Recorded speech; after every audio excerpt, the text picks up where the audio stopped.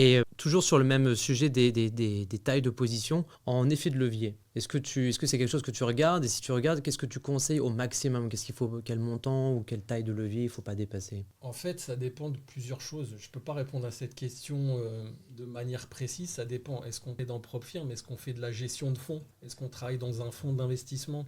On va dire qu'on est un Est-ce particulier, qu'on on a a... son sous gestion? Est-ce qu'on a 50 000 euros? Donc ça dépend de plein de choses. Aujourd'hui, il y a un business qui s'est créé, un business model qui s'appelle les PropFirm qui s'est créé. Et donc on peut aller sur un effet de levier un peu plus important. Le but de la PropFirm, c'est pas forcément de gérer le capital de la PropFirm comme si on gérait son capital. Le but, c'est de faire de la perf et l'effet de levier va pas forcément être le même. Mais je pense qu'un risque raisonnable, c'est de se dire je prends 0,2-0,5% de risque de mon capital sur un trade. Ça veut dire que mon niveau de stop loss, s'il est touché, ma perte ne devra pas excéder 0,2 à 0,5% de mon Ok. capital.